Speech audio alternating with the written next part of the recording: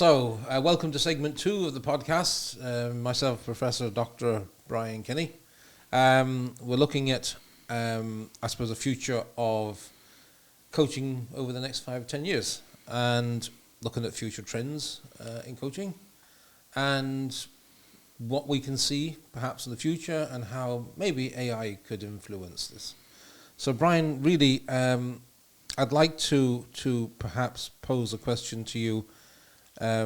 Looking ahead, maybe 5 years, maybe down as far as 10 years, how do you see business coaching changing and morphing perhaps with technology? Well, I think that coaching will evolve further from the point of view that it'll be probably accessible to more people using AI it could be done in real-time feedback, things like that from AI. However, because there's an emotional attachment as well, there has to be human intervention. I think you could have a very basic coaching program run by AI, but as it evolves, it's like, for instance, the professional diploma we do here at the college in relation to executive coaching, and we've got that interactive with human input, and sometimes, we might have people we're live lecturing in a lecture theatre or a room, and you might have people joining in, but it's live and there's human interaction. But I do think that AI has a part to play in it. You yourself, Vincent, you've recently graduated from Cambridge University with a doctorate in AI. How do you think AI will come into education and coaching? I think, that's a very interesting question from many perspectives. I think AI is going to change almost every industry. It's already looking at changing education. Looking at, as we see this week, ChatGPT 5 has arrived. Not probably the great tsunamic change that it was expected, but nonetheless it is a progression. We're into a situation now where even the most basic models that GPT or OpenAI put out there through GPT-5, it's now become a model or a bot or whatever you want to call it that thinks about thinking. It's now gone to that level. So it's thinking about thinking itself. Yeah, exactly. So what it will do is that one of its advantages is it's become the personal agentic AI, and this is where AI has been moving away from the large language models to something more specific and focused. And this is what we see the likes of the big consultancy companies going into, their clients and say, well, look, there are obvious problems with ChatGPT and others through what we call hallucinations and stuff, although that's really been diminished over this latest release. But it's all about focusing the AI specifically to your needs, and that's what agentic AI is about. Okay. So when you mention hallucinations, is that, looking basically at ChatGPT may not necessarily tell you it doesn't know, it hallucinates, it makes it up. Well, it's got this what's called this augmented approach to looking at trying to give you the best answer rather than give you nothing. The algorithm is programmed such that it's programmed with what they call the kind of a reward system, and that's what keeps it going. That's what keeps it getting better and better, because it's like training a dog to chase a stick. When it comes back, it gets a reward, it'll more inclined to do it again. Yeah, and this is what this is about. But it's got this what's called this RAG or RAG, and that means that it will always try and find an answer rather than give you nothing, and that's where the hallucinations come from. And this is why the approach then has been to look at what we call agentic AI, which is specifically focusing AI away from this knowledge of everything that it's picked up, but focusing it in on a specific knowledge base that's programmed by the user, So that's the only place it goes to find the information. And if it can't find it there, well, it's not going to hallucinate. But now, ChatGPT 5 now thinks about thinking. In other words, it reevaluates itself. It reflects on itself. Right. And it reduces hallucinations down to, I think, to the single digits now in terms of percentages. Coaching, just getting people to reflect. Yeah. Yeah, this is exactly it. And when we talk about and the research that we did, or rather I did at Cambridge, was all about a program in a bot. A little bit ahead of the game, I have to say, now looking at what's been released, and it wasn't agentic AI, and it was one that was developed specifically for an MBA class, it would happen to be strategic management. And that's what the students would default to as a study buddy, let's say, right? But it would engage with the students. It wouldn't just give the answer. It would use the Socratic approach. Right. So question followed by answer, question followed by answer. Yeah, so there's an interaction there. Yeah, exactly. And also open up what they call a dialogic space between the tutor and the learner. And that dialogic space does not close until that last question that remained unanswered is now answered. In other words, there's an equilibrium between what you thought I understood and what I thought you meant by what you meant for me to understand, which is a bit kind of... Right. And that's very similar, and that's why, bringing up how AI is developing in that way, in which very often it's like the business coach has... A good business coach, at least, will use the Socratic way of discussion. So you don't sit down and you say to the coachee, okay, tell me your problems. He might or she might be able to tell you something, but you are probing to find out, to get to the true meaning of maybe what they don't understand, but with you as that independent mediator that can be unbiased, or try to be unbiased, you're able then to drill down and find out what the true issues are, but they don't probably manifest themselves to the coachee that well. Yeah, so just a quick question. In my everyday work, when I am doing when I'm coaching people, coaching executives, okay, so you get, maybe 3 out of 20 are definitely not coachable. Do you think AI might be able to identify people that are not coachable? That's a very good point, Brian. It's no different to students who are difficult to teach. Okay, yes. There's no difference here. And the nice thing about AI is it's non-judgmental.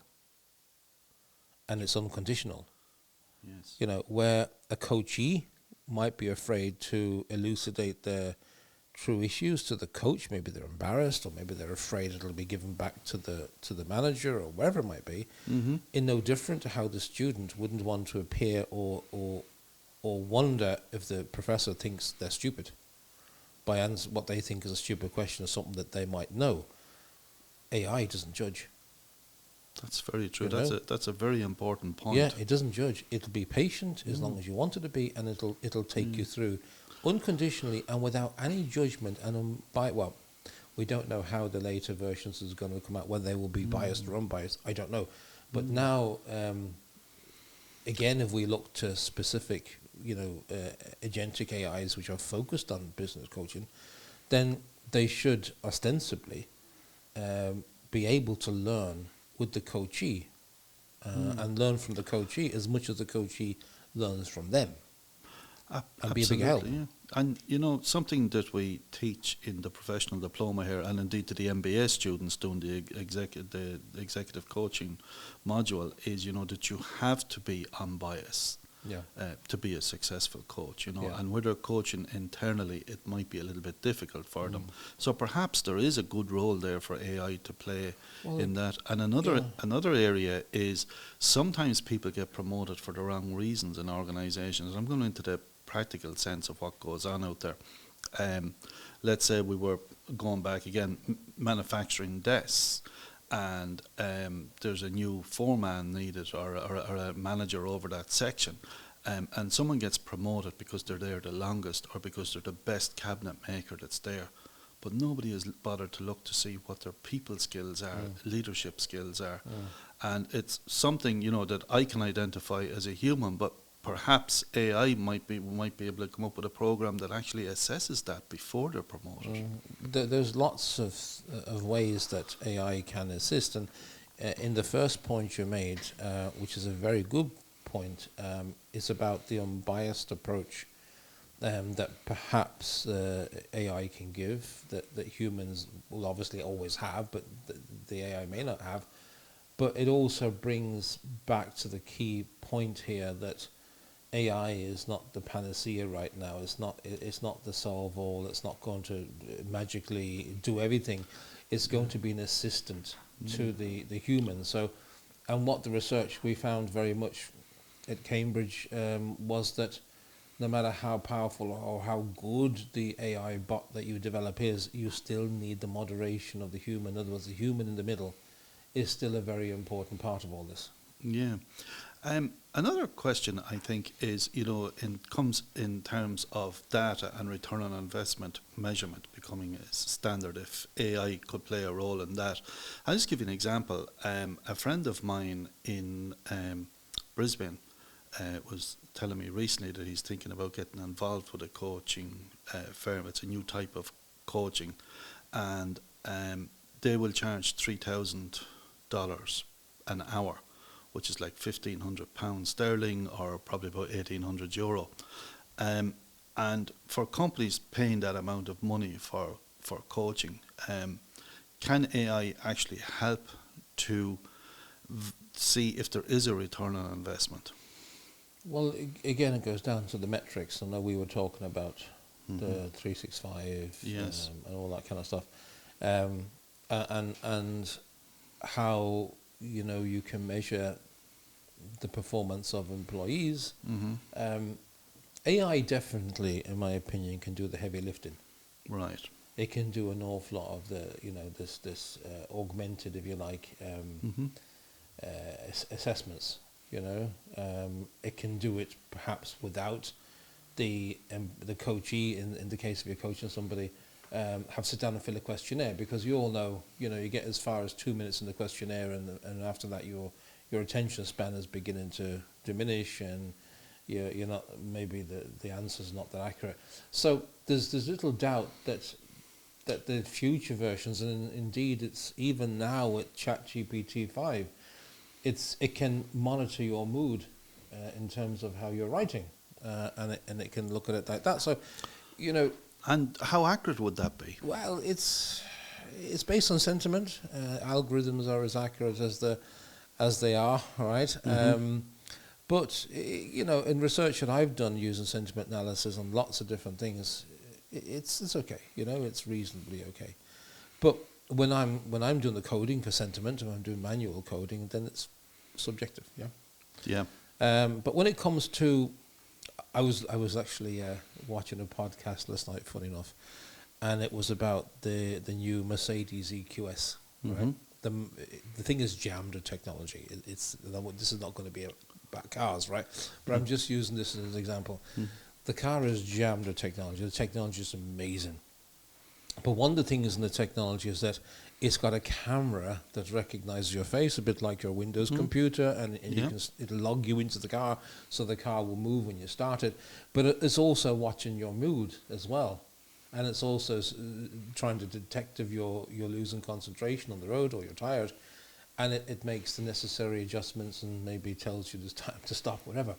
So that technology is beginning to filter in, and there's no doubt that GPT-5 can do this, So if we're looking at AI taking over, and this is the ultimate big brother thing, that we'll be watching the employee all the time during the day, and assessing the body language, assessing the mood, assessing how they write, and how they tap the keyboard.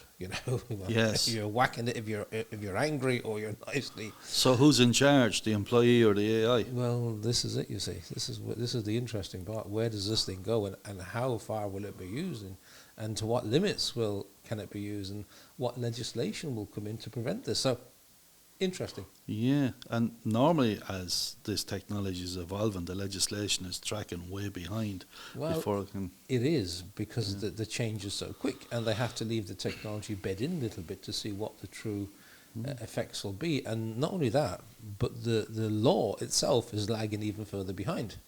Yeah, Because absolutely. it takes a long time to get this legislation through. So by the time it comes in to legislate for GPT-5, it's probably on GPT-8. Absolutely. So we've had quite a few people through, the executive coaching module on their MBA, on the MBA students here, and indeed doing a professional diploma. And some of them, we've got really good feedback from their companies and indeed from them where they went in and they became better at what they did and became More better empathetic, leaders. Absolutely. And there was noticeable improvement there, and they helped to improve the people around them. Do you think it might be possible for AI to measure such improvements in the person, sort of, before and after? Then again, AI is what you ask it to do at the end of the day. Whether or not it's got the emotional ability just yet, I don't think so. God knows when that will come, if it'll ever come using our current technology base of binary logic. When it goes to quantum computing, maybe that's going to be a different step up that will able to work like the brain, where when we think about something, we instantaneously access all the information we want to make that decision instantly in the brain. We don't have to go through a process of going from one piece of information to the next, to the next, to the next. It's instantaneous, and it's totally entangled together, so the whole thing is instant. We don't have that point yet with computers, but with quantum computers we probably could. At that stage then, God only knows what AI is capable of. So it could possibly develop emotions. Well, if you think about it, right, what are emotions? Now, we're not going to get into philosophy or anything here, but emotions are a collection of an awful lot of things. It's past history, it's your state of mind, it's to do with your opinions, it's to do with whatever. I know, self-awareness. And it's all that stuff, yeah. But the thing about emotions is that we're able to draw on whatever bits of information that's causing that emotion instantaneously. Do you see? Yes. A computer program has got to sequentially go through every bit of code rapidly as it does, right? To find the first answer, then go on to the next one, then on the next one, next one, and bring it all together very, very quickly. And the fact that we have these amazing computer chips out there that allow for this incredible fast processing power, it's still got a limit. It's still got its limits. And once we get to quantum computing, and I don't know how far that's off, but if we get to quantum computing where everything is, with this whole idea of quantum theory is that that you can have these strings where you are between here and here, everywhere at the same place at the same time. That's why gravity works instantly. Don't have to wait for a signal to come and pull you down. Instant, right? No matter where you are, it's total instant. And that's the idea behind quantum computing, because it talks about this entanglement of information that is all entangled. There's always a quick route to whatever bits of information you need to make a decision. And once that happens, then you might find that the AI learns about these decisions and learns about what their preferences are and learns about what their preferences might not. And then we see we'll come into the very, very basis of a consciousness, and then I don't want to think about what could come from that, to be honest. Right. That's very interesting. So there's a lot to think about there, and I know it could go on a lot longer. I think we've gone probably far beyond in this discussion, but AI definitely. If I was to say to you, from my experience in education, going way, way back, say 20 years ago, when I used to be a physics teacher many years ago, but I was still involved in the industry, in the manufacturing of it, and talking to customers and so on. But I do remember, say, 30 years ago, where they were buying, we'll say, standard equipment, carts on trolleys and bang into each other and doing conservation laws, all that kind of stuff. And then it got to maybe where you brought in the data login, where you were able to get instantaneous velocity acceleration measurements, wherever it might be, into a computer. And then we saw the change in how the computers and laptops went. We had iPads coming in, and then we had apps for iPads, and then the iPads got faster and better, and the phone got faster and better, and we saw a change away from that, more from equipment to more app-based on the phone, because it's quick, it's easy, and it's there, So definitely, in an education industry that could easily, arguably be said to be a very, very traditional industry, doesn't change much in hundreds of years. In fact, it didn't, Yeah, that's Before true. the advent of computers, they were still using the same experiments in the same way for 200-300 years. Yes, pen and paper. Yeah. And it's the same approach, to a physical equipment. And then suddenly it's all changed because it's driven by technology, driven by advances in technology. So no industry is immune to this. Absolutely not. Okay, thanks, Brian, for that. End of segment 2. We'll see you back for the next segment. Indeed.